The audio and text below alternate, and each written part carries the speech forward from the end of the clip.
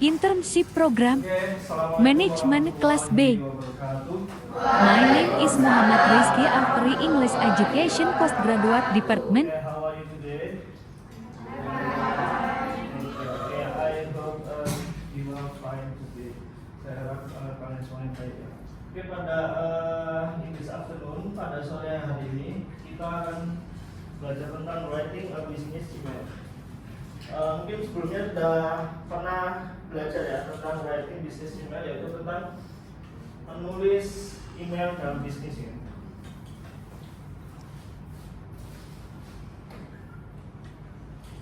Writing business email, yaitu menulis email bisnis. Introduction, pendahuluan. From a business perspective, many of us have little or no experience as author or writers. Jadi di dunia bisnis atau kita sebagai mahasiswa, banyak dari kita itu masih belum tahu atau belum mengerti tentang cara membuat email untuk bisnis. As a result, emails are often sent the exhibit poor use of grammar or punctuation, incorrect spelling, and incomplete, outdated, or conflicting information. Hasilnya, email tersebut itu email tersebut itu masih sering poor use of grammar, jadi masih minim dalam penggunaan grammar dalam bahasa Inggris. Incorrect spelling, kemudian juga dalam pengejaan kata, spelling itu masih kurang betul, and incomplete, dan juga masih kurang komplit ya, kurang lengkap. Outdated or conflicting information.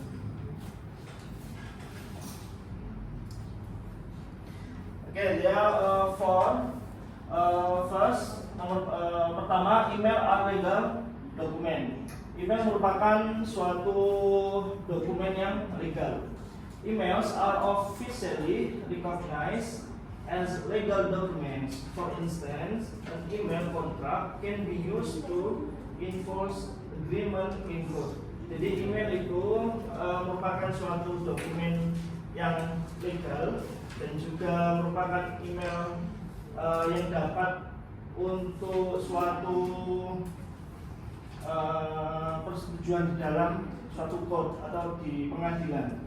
Kemudian yang kedua, email is admissible in court. Jadi email itu dapat membuat keputusan yang benar di dalam court, di dalam suatu pengadilan. Courts accept email as admissible evidence, such as using email correspondence to prove intent or communication timelines. Terus number 3, never write anything in an email that you do not want to be released to the public. Jadi jangan pernah never write anything, yaitu jangan pernah untuk menulis sesuatu di email, an email that you do not want to be released to the public. Okay, I will continue. Kita lanjutkan ya. Saya lanjutkan. When is email appropriate? Kapan sih yang namanya email itu dapat dilakukan? Nomor pertama itu you need to get in touch with someone who is hard to reach.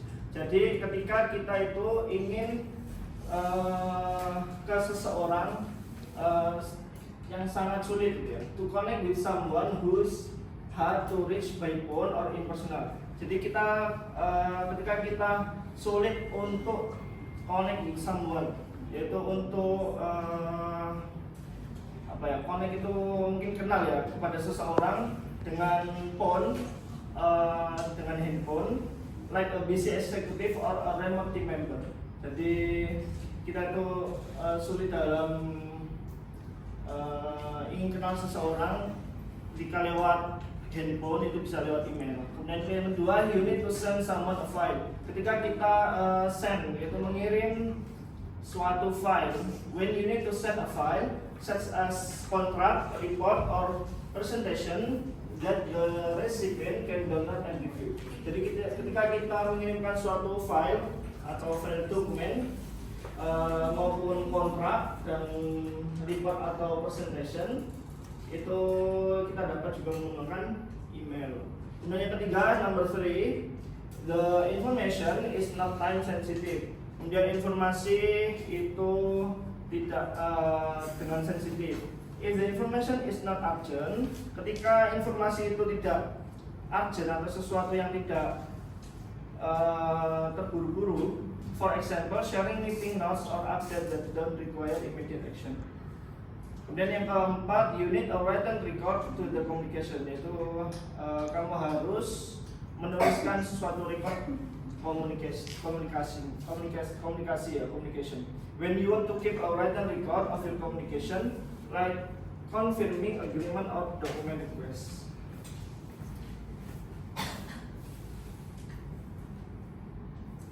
Okay, I will continue. When is email not appropriate? Kapan sih ketika email itu tidak dapat dilakukan? Okay, nomor pertama, number 1, the information is highly confidential.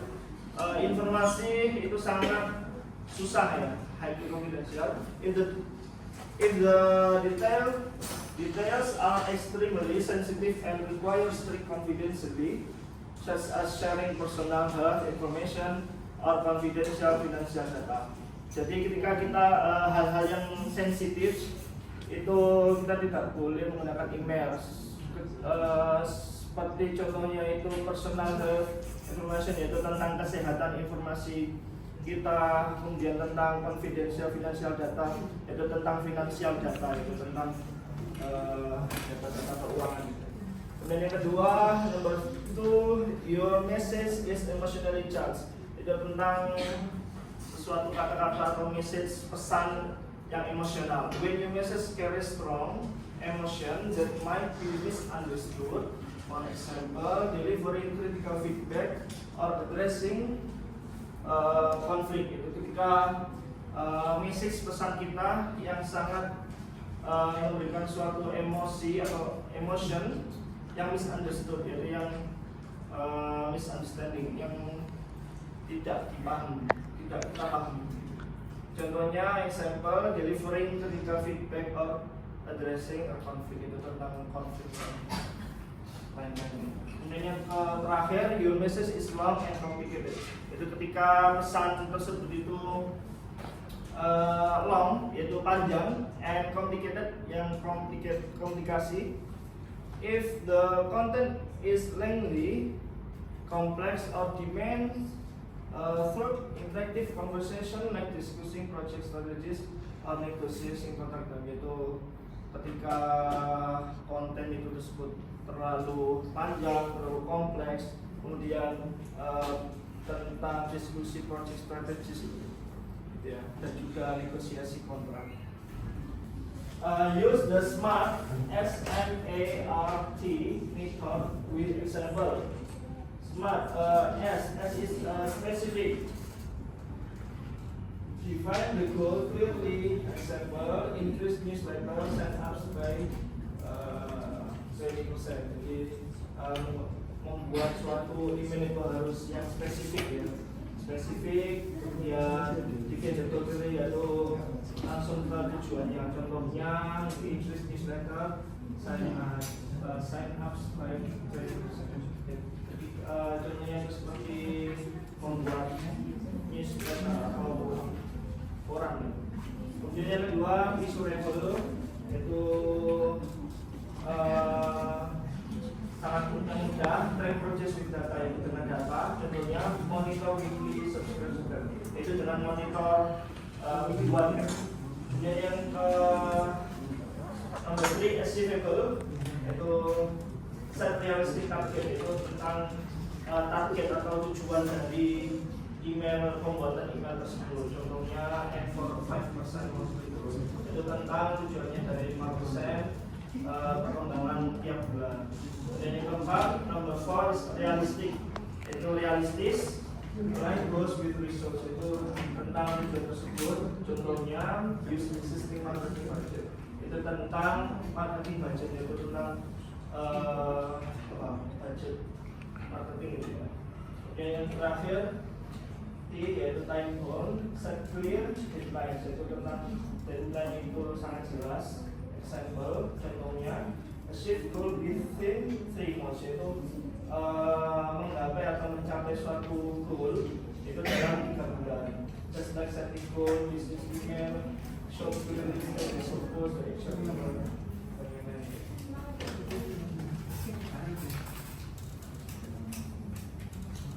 Oke, dalam writing a business email, yaitu dalam menulis suatu email bisnis, yang pertama itu harus attraction, yaitu mempunyai keterikatan ya. Gain the attraction of the reader with an interesting introductory sentence, yaitu mempunyai keterikatan atau ketertarikan penggunaan dalam membuat email ya.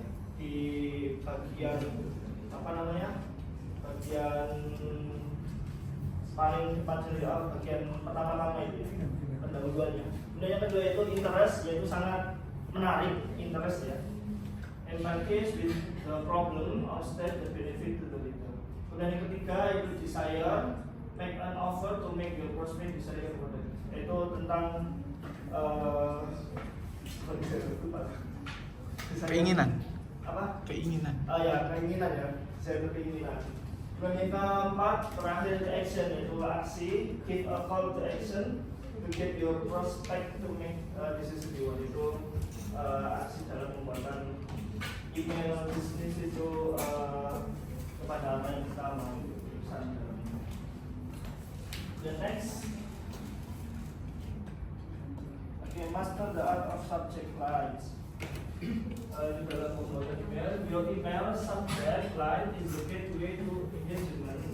Think of it as a powerful headline that grabs attention instantly. For the second, it must spotlight the core message, compelling recipient to open your email without hesitation. Number 3, craft subject lines that are sharp, clear, and pocket with values. Jadi pembuatan email itu harus ini ya, terarah, harus terukur dan juga terstruktur ya. Jadi disebut dengan benar, tidak boleh salah dalam pembuatan email, apalagi kalau pembuatan email bisnis atau email misalnya dalam perusahaan atau ke kantor gitu. Kita lanjut.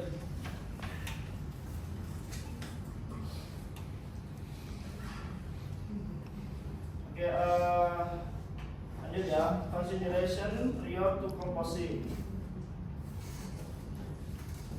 Pertama, number 1 is determine the intent audience for your communication. Itu tentang menarik suatu audiens dalam komunikasi dalam suatu email. Kemudian yang kedua itu define the objective you and to accomplish such as informing, persuading, or requesting information. Itu dalam suatu informasi atau request informasi. Kemudian yang ketiga, organize your thought in a coherent and systematic manner. Dalam pembuatan email juga harus terorganisasi ya, organize, systematic manner. Jadi ada tahapan manner itu kelakuan ya, manner dalam pembuatan email ya, kelakuan like outlining key points before writing. Jadi mempunyai outline points, cara penulisan sebelum menulis. Terus maintaining effective clarity, present the principal message clearly. Jadi mempunyai suatu message pesan yang sangat bagus. For instance, start with the main conclusion of the request.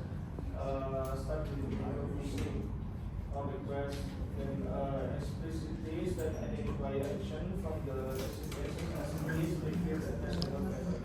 Oke, jadi yang terakhir itu di dalam email itu juga ada di bagian akhir itu ada misalnya please review the attached method. Okay, I will continue for the slide. Next slide is proofread or email. Yaitu tentang proof apa ya? Bukti. Bukti ya. bukti kalau email itu bagus atau sudah dibaca ya. Yang pertama, number one, carefully review every email before sending. Jadi kita harus hati-hati dalam mereview email kita apabila kita mau mengirimkan ya, before sending untuk mengirimkan.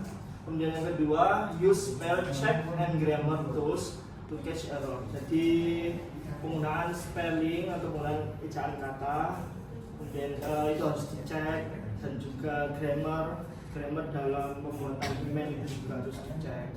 Dan yang ketiga, read your message aloud to ensure they sound clear and professional. Jadi sebelum mengirimkan itu coba untuk dibaca dulu email kita, email yang sudah kalian buat itu sudah benar atau belum, atau sudah kayaknya ini bagus enggak, atau sudah cocok enggak untuk mengirimkan. Dan yang keempat, number 4, avoid typing emails in all caps. Jadi hindari untuk penggunaan dalam menulis email itu caps lock itu. Apa namanya? Huruf besar semua. Huruf besar ya, huruf besar semuanya. Stick to standard sentence case for you. Itu hindari ya untuk caps lock itu. Dan yang terakhir, verify the spelling of all names mentioned within the email to maintain accuracy. Itu coba dilihat lagi juga dalam penggunaan names mention, yaitu nama seseorang yang ditulis itu sudah benar atau belum. Next, before the last, files, font, and formatting. Itu tentang files, font. Number one is choose font and size that enhance readability.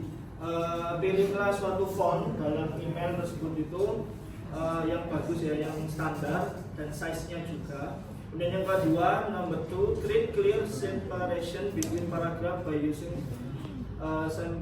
sample spacing. Dilihat juga untuk pembuatan paragrafnya, between paragraf, dari paragraf atasnya sama bawahnya itu. Dan yang ketiga, highlight key points with bullet list for easy scanning. Itu tadi.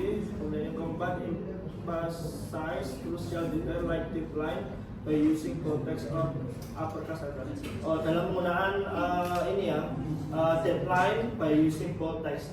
Mungkin penggunaan suatu deadline, tanggal untuk deadline itu ya. Kalau bisa itu using bold text, yaitu di tebeli gitu ya. Text or uppercase letter, atau dimiringkan garis miring. Terus yang kelima, avoid sending bulky attachment, instead share links profiles to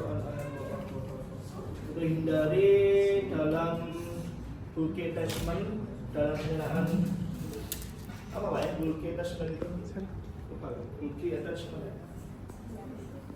terakhir itu, avoid sending bulky attachment, instead share links profiles to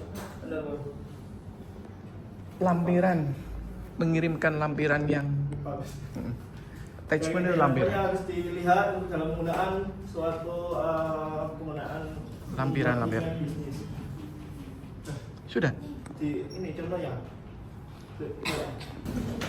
Okay, this is the example for writing business email. Contoh ya, contoh sampel dari email bisnis. Ya, subject request for update price quotation for office supply. Jadi tentang request update harga dari office supply, itu perlengkapan dari kantor itu. Dear Mr. Jonathan, I hope this message finds you well. Saya harap saat ini baik denganmu. I'm writing to kindly request an update price quotation for the office supplies that we discussed last week. Saya tulis surat ini request tentang update harga dalam office supplies, itu dalam perlengkapan kantor that we discussed last week, yang sudah kita diskusikan minggu lalu. we are currently preparing the budget allocation for the next quarter. Kita juga sudah menyiapkan for the budget allocation, itu alokasi budget for the next quarter, di kuartal selanjutnya. And your update price list will be very helpful for our final process decision. Dan juga update dari kamu tentang list harga will be very helpful, akan sangat membantu for our final processing decision. Itu akan sangat membantu dalam akhir dari kendaraan kita. If possible, please include, jika memungkinkan, please include. If possible, please include, jika memungkinkan, sertakan juga pertama current unit price, yaitu tentang harga dari unit tersebut. Kemudian yang kedua, minimum order quantity, yaitu minimal order. Kemudian yang ketiga, estimate delivery time, itu tentang waktu estimasi pengiriman ya, delivery pengiriman. Kemudian yang keempat, payment terms, yaitu tentang pembayaran. We plan to finalize our purchase order by Friday. Kita mempunyai rencana untuk finalize untuk finalize our purchase order untuk terakhir, yaitu dalam hari untuk terakhir untuk order proses untuk order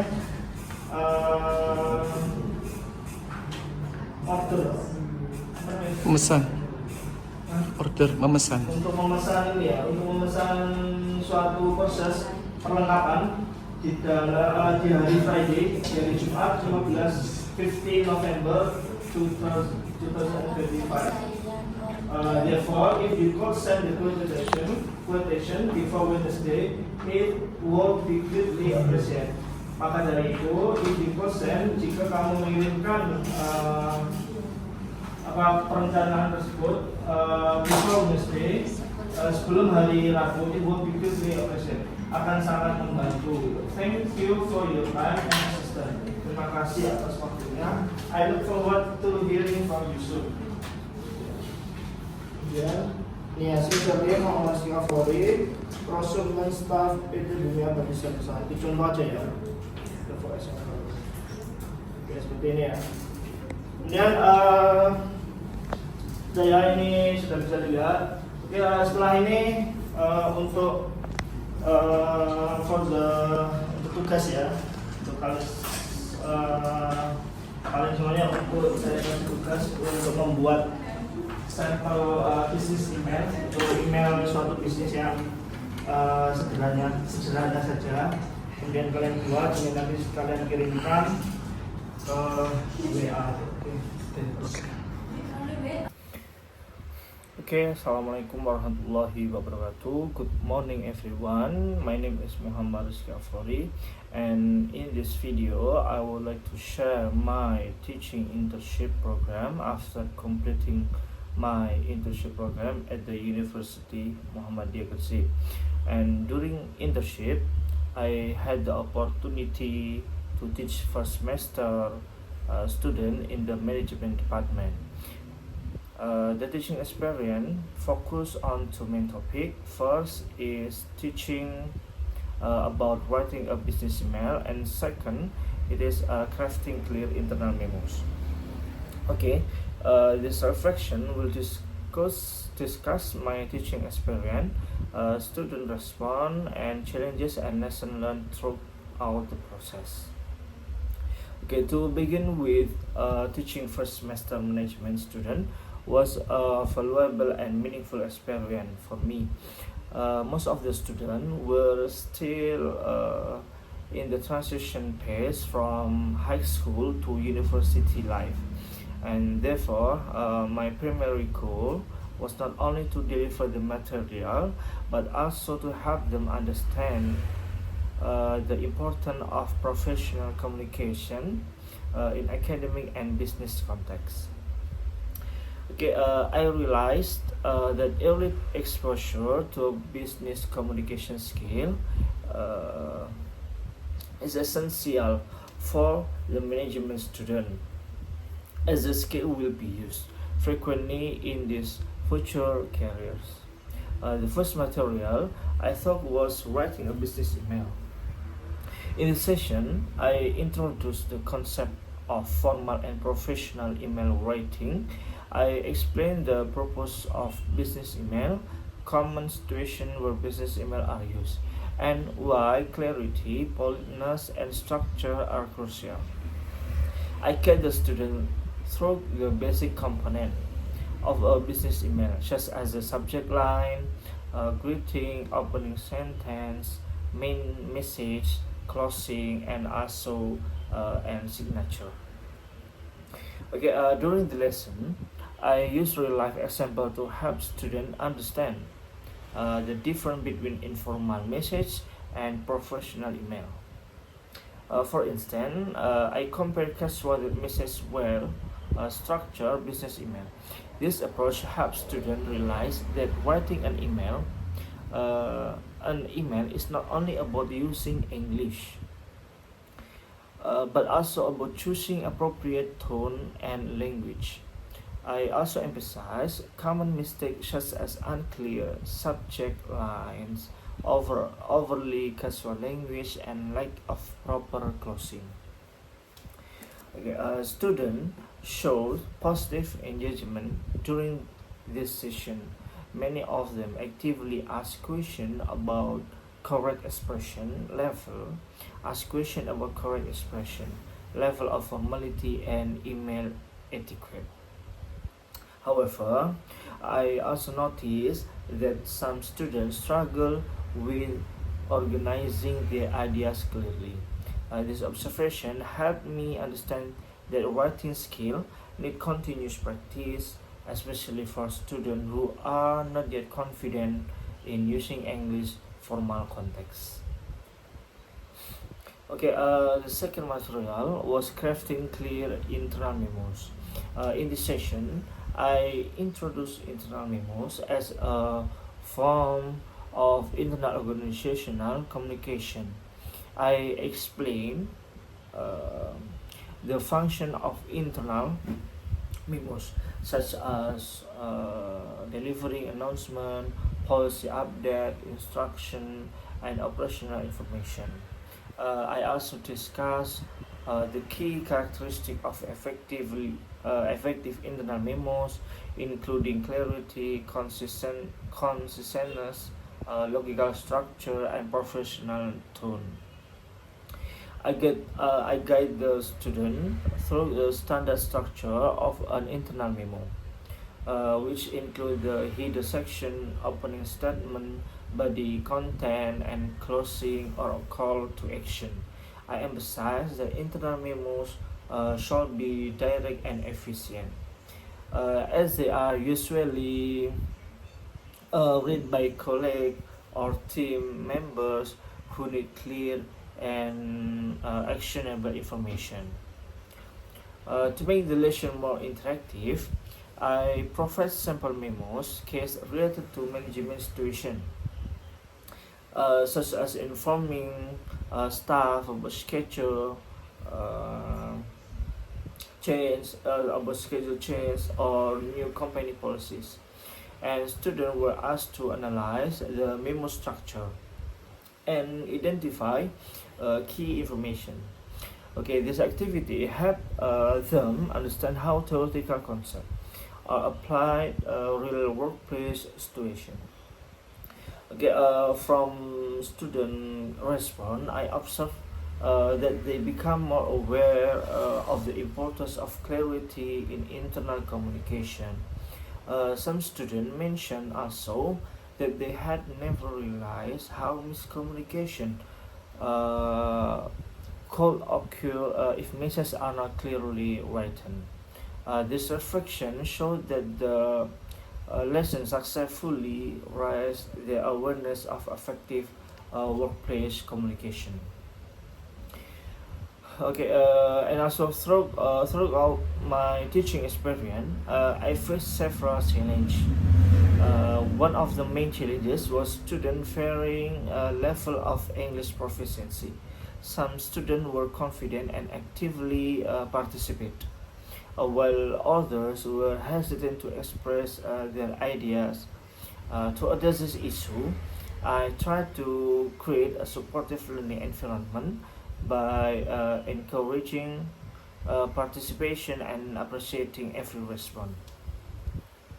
And as another changes was time management, delivering material, providing example, and allowing time for discussion within limited class hour require careful planning. And this experience taught me the importance of preparing clear lesson plan and prioritizing essential learning point. Okay, from this internship, I learned many valuable lessons as a teacher. First, I learned that teaching is not only about transferring knowledge but also about understanding student needs and learning background. Second, I realized that using practical example and real life context significantly improve student understanding.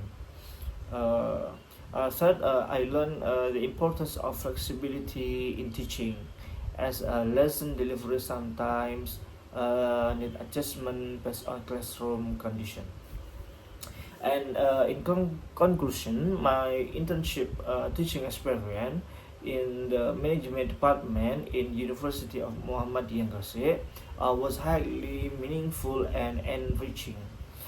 Teaching writing a business email, and also the second matter is crafting clear internal memos, helped me develop my teaching skill, communication skill, and communication abilities, and classroom management strategies.